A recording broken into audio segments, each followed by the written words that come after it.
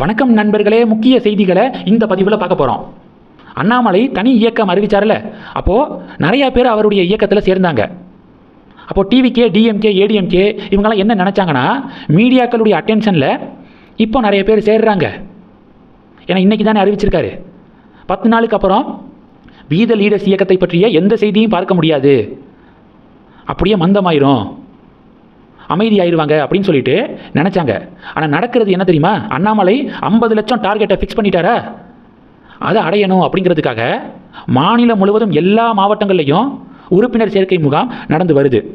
ஒரு பக்கம் உறுப்பினர் சேர்க்கை முகாம் நடக்குது, இன்னொரு பக்கம் உறுப்பினர் ஆகிருப்பாங்கள்ல அவங்க ஆலோசனை கூட்டத்தை தனித்தனியாக நடத்திக்கிருக்காங்க.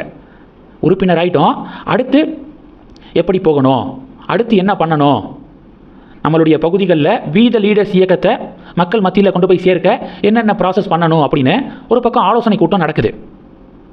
மெம்பர்ஷிப் டிரைவு, அதன் பிறகு மெம்பர்ஸ் ஆனவங்களுடைய மீட்டிங்கு, இதை மாநிலம் முழுவதும் யார் மேற்பார்வையிட்டு இருக்கா தெரியுமா? ரைட்டர் பிரபாகரன், பாலாஜி உத்தம ராமசாமி, வசந்தராஜன் இவங்களாம் மாநிலம் முழுவதும் சுற்றுப்பயணம் மேற்கொண்டு இதை செக் பண்ணுறாங்க, இதை மேனேஜ் பண்ணிக்கிருக்காங்க. ரைட்டர் பிரபாகரன் எல்லாம் பிஜேபி யூட்டிலைஸ் பண்ணவே இல்லைங்க. ரைட்டர் பிரபாகரன் அவருடைய பேட்டிகள்லாம் நீங்கள் பார்த்துருப்பீங்க. இவ்வளவு அறிவோட ஒருத்தர் இருக்க முடியுமா அப்படின்னு பார்க்குறவங்களுக்கு வியப்பாயிரும். பாமர மக்களும் புரிந்து கொள்ளக்கூடிய வகையில் கருத்துக்களை கடத்தக்கூடியவர். அவரை தமிழக பாஜக ப்ராப்பராக பயன்படுத்தலை. நயினார் அண்ட் கோ எப்படி பயன்படுத்துவாங்க? அவங்கள பொறுத்த வரைக்கும் நாங்கள் 4 பேர் தான், எங்களை தாண்டி யாரும் வளரவும் முடியாது, யாரும் வெளியில் தெரியவும் முடியாது அப்படின்னு சிந்திக்கக்கூடியவர்கள் அந்த 4 பேர். அதனால தான் பலர் போதுண்டா சாமி அப்படின்னு தமிழக பாஜகவுக்கு டாட்டா சொல்லி அண்ணாமலை இயக்கத்தில் சேர்ந்துக்கு இருக்காங்க. பிரபாகரன் சார் அண்ணாமலை பக்கம் நிற்கிறது டெஃபினட்டாக அண்ணாமலையுடைய இயக்கத்துக்கு கூடுதல் பலமாக நான் பார்க்குறேன். இந்த 3 பேர் தான் தமிழகம் முழுவதும் இப்போது மெம்பர்ஷிப் டிரைவை மேனேஜ் பண்ணிக்கிருக்காங்க. முக்கியமாக உறுப்பினர் சேர்க்கை முகாமில் ஒரு விஷயம் நடக்குது. அண்ணாமலை பாட்காஸ்ட்டு வீடியோவில் ஒரு விஷயம் சொல்லியிருந்தார். 10 வருஷத்துக்கு முன்னாடி இங்கெல்லாம் அவ்வளவு மரங்கள் இருந்துச்சு, ஆனால் இப்போ பாருங்கள் மரங்களே இல்லை. 10 வருஷத்துக்கு பிறகு என்ன நிலைமை அப்படின்னு சொல்லிட்டு அண்ணாமலை கேள்வி கேட்டிருந்தார்.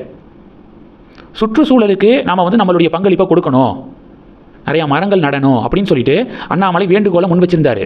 அவருடைய வேண்டுகோளுக்கு இணங்க இப்போது வி த லீடர்ஸுடைய வாலண்டியர்ஸ் என்ன பண்ணுறாங்க தெரியுமா? உறுப்பினர் சேர்க்கை முகாமில் பல மரக்கன்றுகளை பக்கத்தில் கொண்டு வச்சிடுறாங்க.